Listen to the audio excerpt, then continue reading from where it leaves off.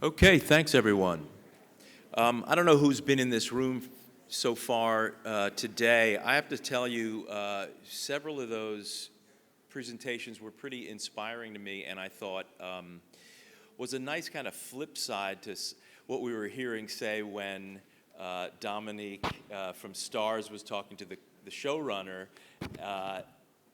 and how kind of resistant to audience, data, insights, analytics to the creative process. I felt like both the several of the earlier sessions, the OWN, and as well as just now, the Cartoon Network, I felt like those are great examples to the contrary, where the consumer data and insights are brought into all content development, content monetization, content marketing aspects, which was great to see. Now we're about to have a new presentation called Brand Renaissance, the Science and Art of Modern Brand Measurement. And these guys are going to talk about how the disruption that's gone on in the brand marketing, both direct to consumer and consumer brands, the pressure on them is actually eliciting a new renaissance beyond performance metrics into a new way of measuring brand.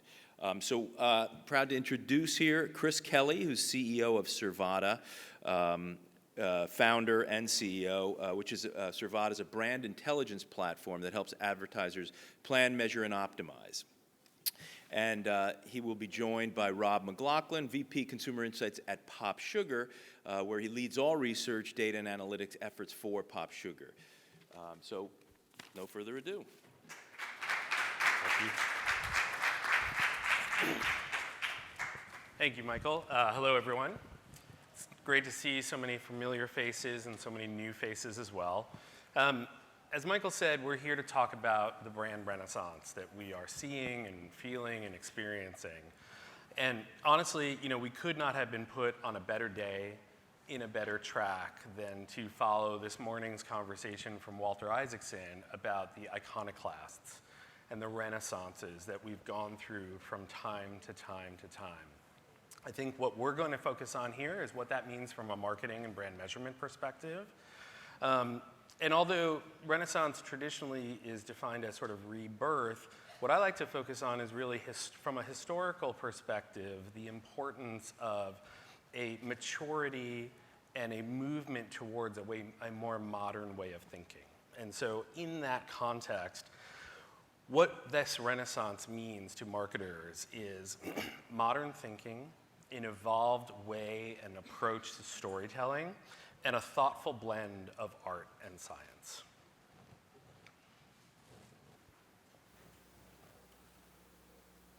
So I'm Rob McLoughlin, as Michael mentioned. I'm a 20-year digital marketing vet. I'm the former research VP of PopSugar. I'm transitioning right now. And I'm Chris Kelly, founder and CEO of Survata. We are a measurement technology company in San Francisco that has the privilege of working with many of the great media companies here today, and excited to meet more of you and hear your plans for 2020 when it comes to brand measurement. So let's dive in. We have a couple goals for this chat, which is, as Rob mentioned, to persuade you that we believe this brand renaissance is happening. And then, of course, more importantly, tell you how we think you can react to it and leave you with some specific tips around how to, as a measurement and analytics professional, how to react to this coming brand renaissance. So I'll talk about these three factors that we think are evidence for and drivers of the brand renaissance. So the first one is that, very straightforward, we know CMOs are telling us that this is happening. We see plenty of CMOs in the press or in off-the-record conversations talking about this pendulum swing. A lot of them use that same analogy of a pendulum swinging from an allocation that's performance-heavy towards an allocation that's brand-heavy. Now, many of you in the room have read your Binet and Fields research. You're aware of the 60-40 rule. But this often isn't lived by CMOs. We see a lot of times where it's a 90% allocation towards performance and a 10% towards brand building. And from that Renaissance analogy, we think this re-enlightenment of marketers realizing of all their ways to spend money, the best long-term approach is to build in your brand, invest in the top of funnel. This kind of rebirth in that understanding, which is certainly not new thinking, but we think it's coming back. And it's interesting, these press clippings we found are all in the last month and a half, 2 months alone. So this is a very short window we had to look to for this anecdotal evidence around people talking about the shift towards brand. The Old Navy CMO on the earnings call talked about the pendulum swinging towards brand. This report coming out, many of you saw last week, about 2020 is the year of upping brand budgets. So we argue that brand budgets are coming to you on your media platform. So then the question is, how will you measure them? That's what we'll talk about later. But another interesting factor we see in this brand renaissance that we think is counterintuitive, so it's fun to discuss, is that ironically one of the causes of a shift towards the importance of brand is this emerging direct-to-consumer product revolution. And we say it's ironic because most of the initial punditry around this revolution was about how this is the death of brands. You can find plenty of articles saying that Dollar Shave Club represents the death of brands because it's all about pinpoint marketing, down funnel user acquisition marketing, and it's not about building a memorable brand. So we'll do a fun little quiz, and I don't have beads to throw at you if you get the right answer, unfortunately, but I'll have you shout out, can anyone recognize some of these unlabeled brands that are on these, unlabeled products that are on the screen here? 3 for 3. 3 for 3. Anyone know all 3? Self-report, all right. So yeah, we'll give you a prize later. So we argue this is fun proof of these companies are building great, well-maintained, memorable brands, and that they're not simply down-funnel performance marketers.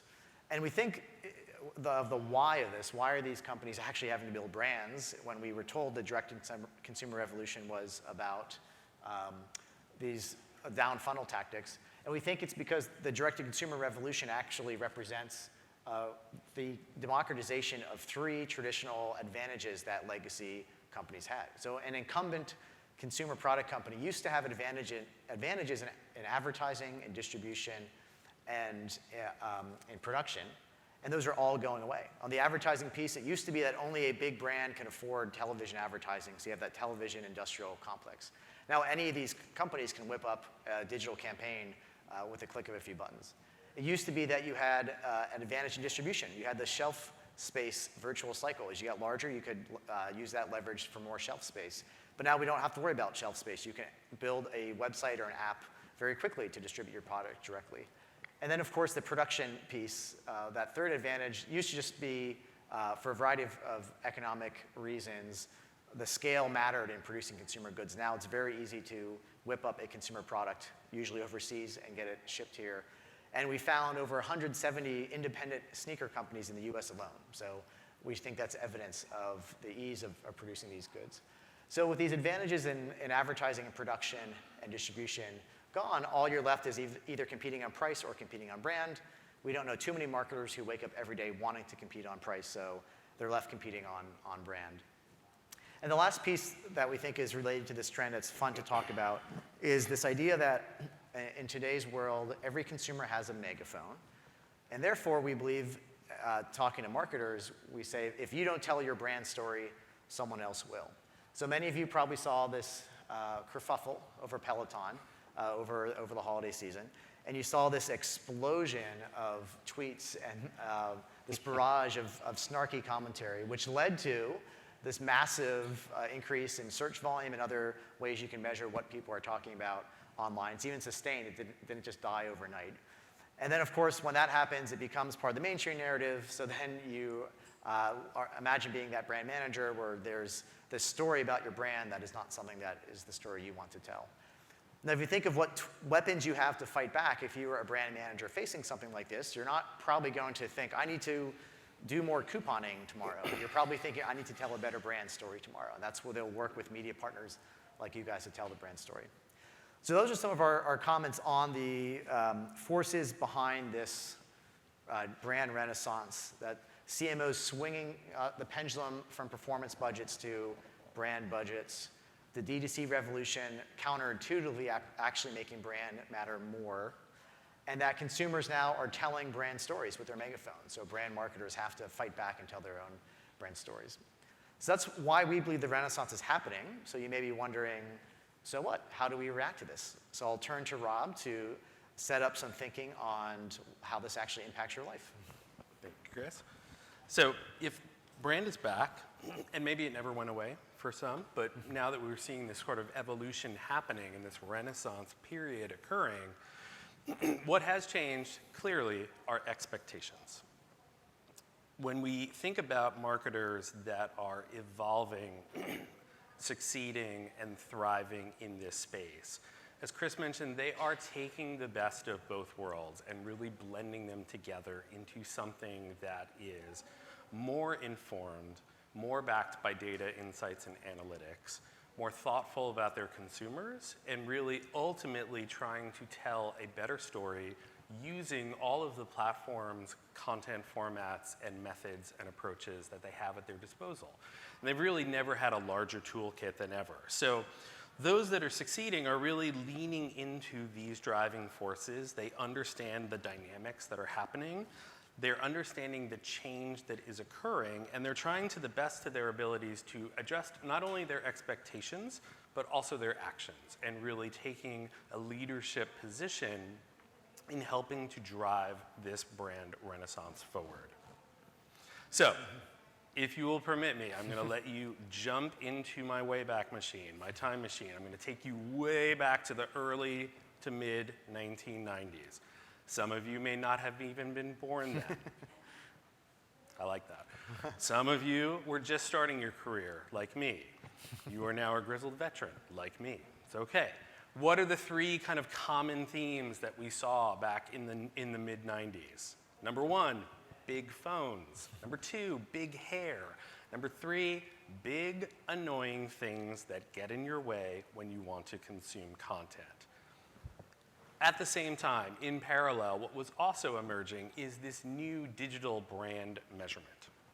There were innovations happening at Wired, at many of the major players in the space, growing, taking traditional brand measurement, moving it online, and really exploding into this new marketplace with a new way to measure a new medium. And it really was a remarkable time. However, it's not 1996 anymore. Times have changed, and everything that you guys use or read or connect with has evolved. And just to show kind of three examples, we have the innovation that we've seen from a content perspective. So thinking about it from our perspective, it's easier than ever, including the device that's right there in your pocket or on your table, to get access to the content that you want when you want it.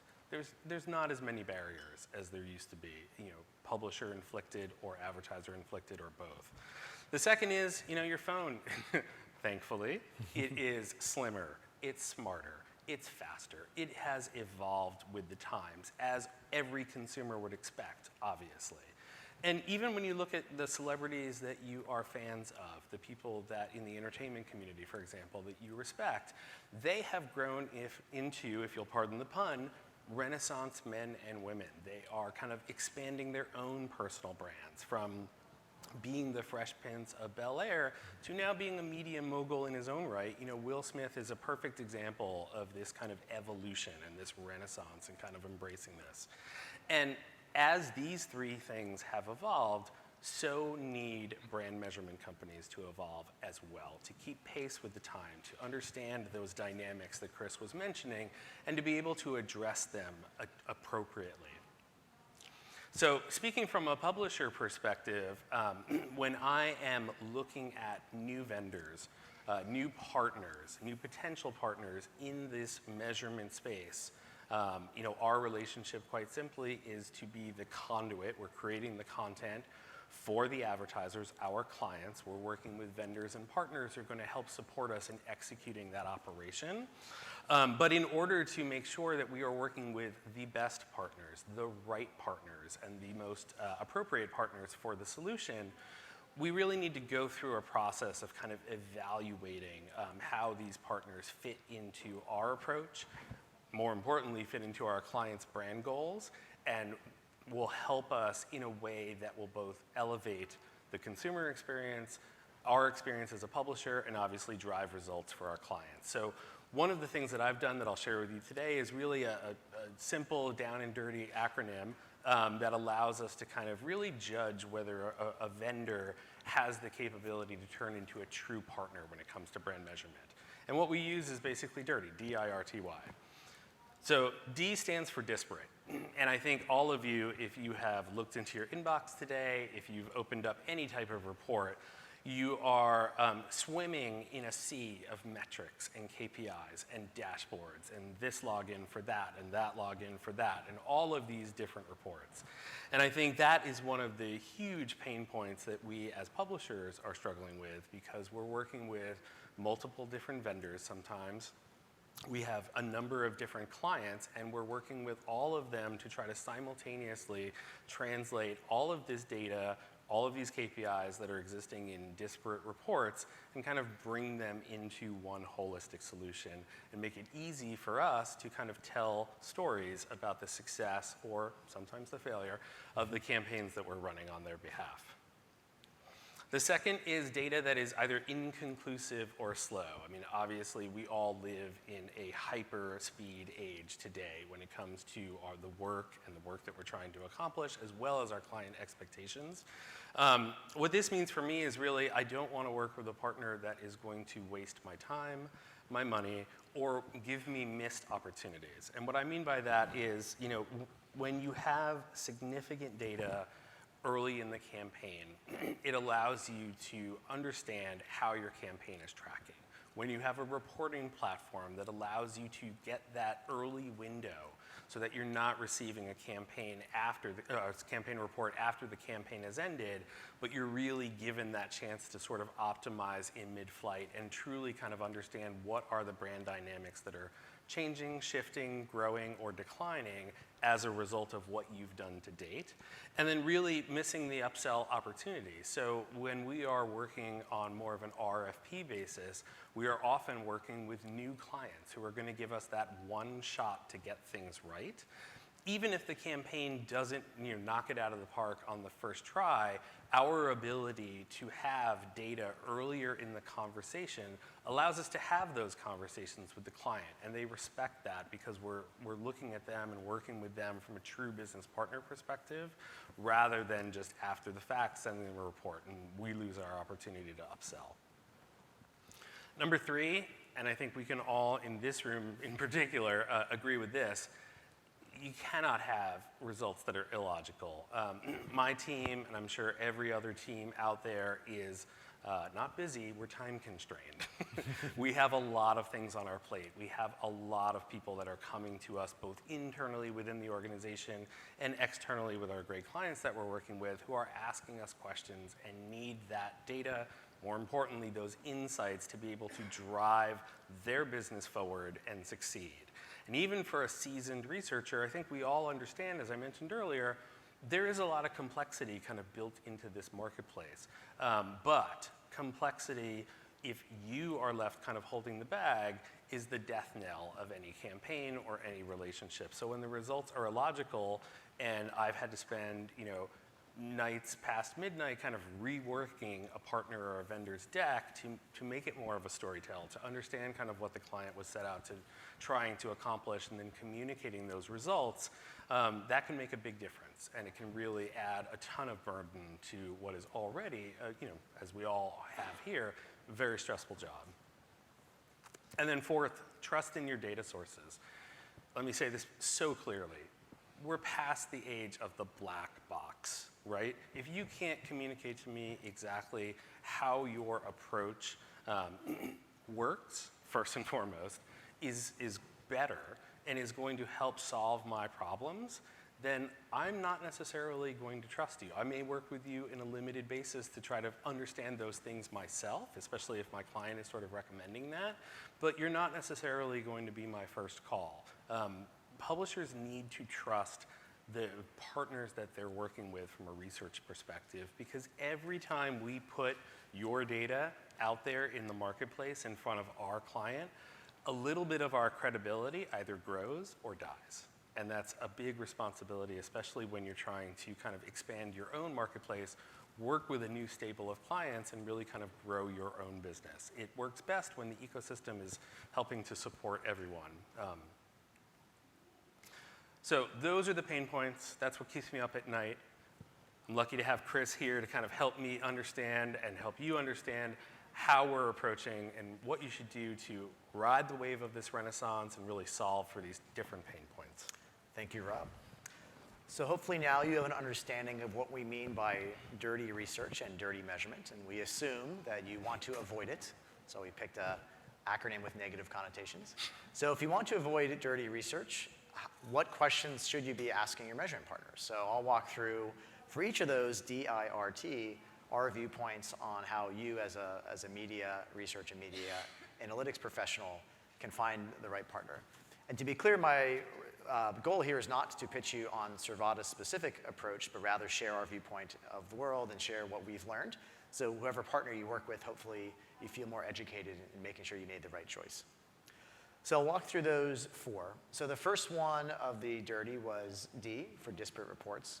So the answer to having disparate reports and siloed data, of course, is to break down those silos and have linkages and integrations across the measurement ecosystem. So you are always answering questions for an advertiser that might come from 2 different KPIs or 2 metrics, like how did viewability on that campaign lead to more or less brand outcomes of that campaign? Did listening to an ad on your site with the volume on lead to more brand outcome? How do you actually answer a question like that if all of your partners have siloed data that doesn't communicate with each other? So look for partners that truly have APIs and real integrations, not just kind of a public relations integrations where they talk about working with another company but don't have real technology. Look for partners with DMP integrations, so can tie to your own first-party and other third-party data. Look for partners that just philosophically are tech-driven in how they approach measurement, so they know that their metrics and their analytics can tie to other parts of the ecosystem that you may be looking for. So look for that integration DNA in a measurement partner. So the next piece around inconclusive and slow, we believe both inconclusive and slow are caused by the same underlying thing, which is inadequate data. So the answer, of course, is to get more data. If you don't have enough sample in a brand outcome study, the solution is to get more sample. And to do that, you have to rethink how you go out and reach consumers to get their opinion and get their attitudes and intentions and beliefs about a brand. So this Venn diagram is not drawn to scale. The dot in the smaller dot should be much tinier, but had to make it big enough to see. And the tongue-in-cheek way here of showing that, of course, the people that we're traditionally used to relying on to participate in the data collection efforts that lead to brand outcome studies are not large enough to get you enough data for what your advertisers want to learn. So if you're limiting yourself to only people who've pre-agreed to sign up for a research panel, then you're not going to get enough data, is the simple way to think about it. A 2 tiniest slice of the world has pre-agreed to sign up for research panels. So you need partners who think of different ways to go out and collect consumer data. Survata's specific approach is to work with a large amount of publishers in our digital network and use content unlocking to reach consumers who are unreachable on traditional research panels. But there's other approaches. We encourage you to keep an open eye of what's out there. But the main takeaway is to be actively looking for ways and innovative ways to reach consumers so that you're getting more data, so you're not left with an analysis, as Rob said, where you missed your one chance to shine and you only have inconclusive analytics to show your advertiser. In terms of the illogical results, we believe the approach to that is actually around math, which I know may sound weird, so I'll walk you through an example. So we think a lot of times when we see illogical results, it's actually not that the data was collected in the wrong way or necessarily without enough data, but that there was a deconfounding problem, that there were too many confounding variables lurking behind the scenes that actually are giving you the wrong answer. So say in this mini example, you collect 100 or 1,000 or 10,000 respondents in both a control and exposed. Say you're doing a brand outcome study for an advertiser, and you're measuring a favorability KPI. Of course, you can't just look at what percentage had a favorable viewpoint in the exposed bucket and the control bucket, as tempting as it may be to do that, because there could be differences in those two. Of course, Advertising is systematically biased. We call that targeting. It's meant to be that case. And building absolutely pure RCT holdout groups is very hard and almost never practical or feasible. So there will be differences in the composition of an exposed group and a control group. And this matters a lot because you want to be isolating the impact of advertising, the impact that advertising had on the consumer versus the impact that some other factor had, like whether they were already a customer of the product being advertised or whether they use Instagram more often than the people who didn't see the ads. There's a bunch of behavioral and demographic factors that if they're not properly deconfounded with proper weighting and proper analytics applied, you actually can get the wrong answer by looking at the data. So we encourage you to press your partners on how they think of this from a deconfounding standpoint. So when you look at a lift in favorability, you can truly tell an advertiser you are isolating the causal impact of the advertising and not some behavior variable that actually explains most of that difference in favorability. And lastly, as Rob talked about with those, we find humorous those screenshots he showed of the get cash now by joining all these panels. We would dare you to show those banner ads to a CMO when you're telling him or her, this is where I'm getting your data from. You can trust these greedy bastards who are waving cash in your face. And these people are representative of your brand. So we believe it's time as an ecosystem look for new ways to get data sources from in terms of what consumers believe and intend to do around brands. And there's a few reasons for this. So the biggest one is that you, as Rob mentioned, have to stand on the quality of this data. The data's credibility is your credibility. You tell a marketing team that's your customer that you don't really know where the data came from. As Rob said, it's a black box. You don't really want to talk about how it was sourced. That's going to make you look bad. So I encourage you to look deeply into how this data is being acquired and where it's coming from and how you can be sure that research on research has been done to be sure that it's accurate. Again, Survata's specific approach of using content unlocking, we know gets us a different type of consumer than only someone who sits around on research panels and have plenty of research of why you can prove it's more accurate. But again, there's other approaches. We encourage you to look into them and keep an open mind to different ways of getting consumer feedback. So we have about a minute left if anyone has questions. We enjoyed sharing our thoughts with you guys on why we think this brand renaissance is coming. And then with this influx of brand dollars that's going to be coming to you in 2020, how you have to properly measure it without relying on dirty research. So happy to hear any questions now, if people have them, or happy to talk off stage if you guys are around this afternoon.